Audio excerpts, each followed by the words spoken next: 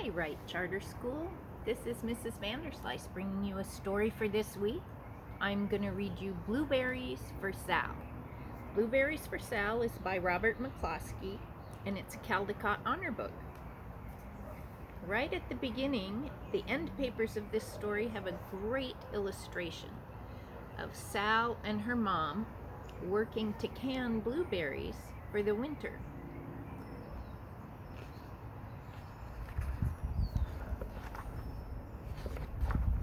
One day, little Sal went with her mother to Blueberry Hill to pick blueberries. Little Sal brought along her small tin pail, and her mother brought her large tin pail to put berries in. "We will take our berries home and can them," said her mother. "Then we will have food for the winter." Little Sal picked 3 berries and dropped them in her little tin pail. Kaplink, kaplank, kaplunk. She picked 3 more berries and ate them. Then she picked more berries and dropped 1 in the pail, kaplunk, and the rest she ate. Then little Sal ate all 4 blueberries out of her pail. Her mother walked slowly through the bushes picking blueberries as she went and putting them in her pail. Little Sal struggled along behind, picking blueberries and eating every single one. Little Sal hurried ahead and dropped a blueberry in her mother's pail. It didn't sound kaplink because the bottom of the pail was already covered with berries. She reached down inside to get her berry back. Though she really didn't mean to, she pulled out a large handful because there were so many blueberries right up close to the one she had put in.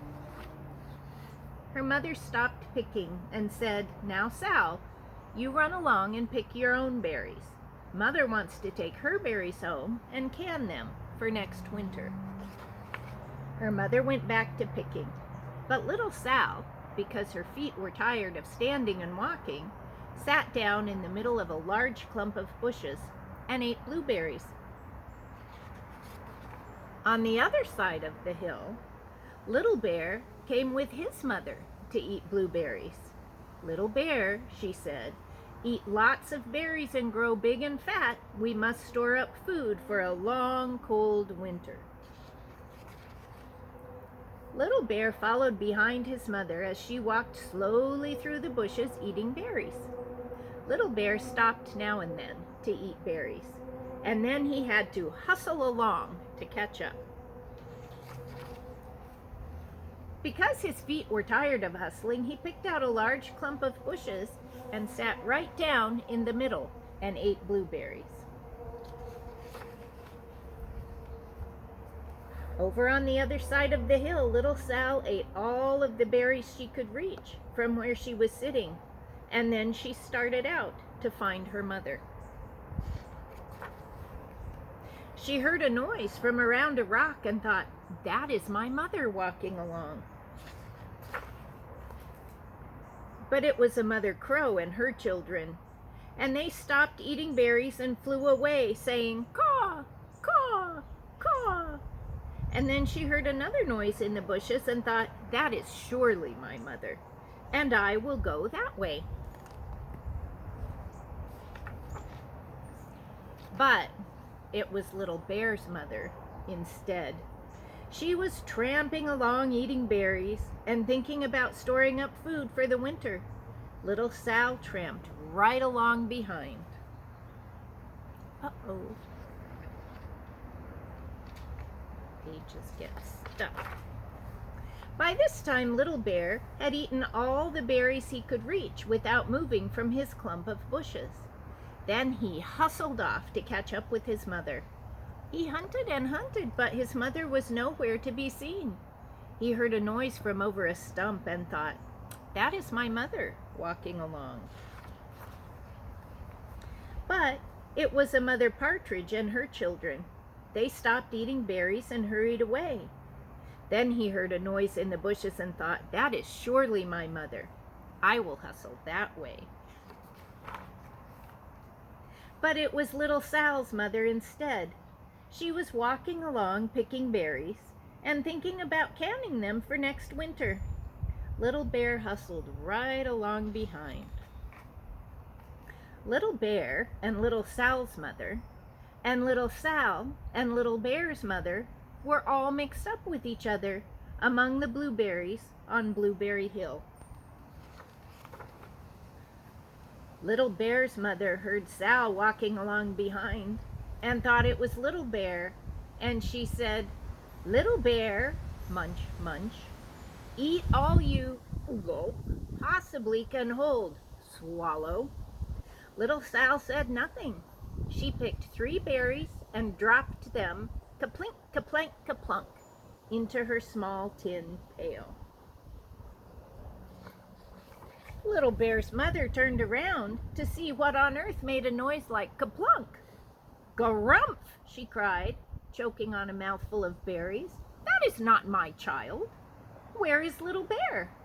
She took one good look and backed away. She was old enough to be shy of people, even a very small person like Little Sal. Then she turned around and walked off very fast to find Little Bear. Little Sal's mother heard Little Bear tramping along behind and thought that it was Little Sal. She kept right on picking and thinking about canning blueberries for next winter. Little Bear padded up and peeked into her pail. Of course, he only wanted to taste a few of what was inside, but there were so many, and they were so close together, that he tasted a tremendous mouthful by mistake. "Now, Sal," said Little Sal's mother, without turning around, "run along and pick your own berries. Mother wants to can these for next winter." Little Bear tasted another tremendous mouthful and almost spilled the entire pail of blueberries. Little Sal's mother turned around and gasped, "My goodness, you are not Little Sal. Oh, where is my child?" Little Bear just sat munching and swallowing and licking his lips. Little Sal's mother slowly backed away. She was old enough to be shy of bears, even very small bears like Little Bear. She turned and walked away quickly to look for Little Sal. She hadn't gone very far before she heard kaplink, kaplank, kaplunk. She knew just what made that kind of noise. Little Bear's mother had not hunted for very long before she heard a hustling sound that stopped now and then to munch and swallow. She knew just what made that kind of noise. Little Bear and his mother went home down one side of Blueberry Hill, eating blueberries all the way and full of food stored up for next winter. Little Sal and her mother went down the other side of Blueberry Hill, picking berries all the way, and drove home with food to can for next winter. A whole pail of blueberries and 3 more besides. The end.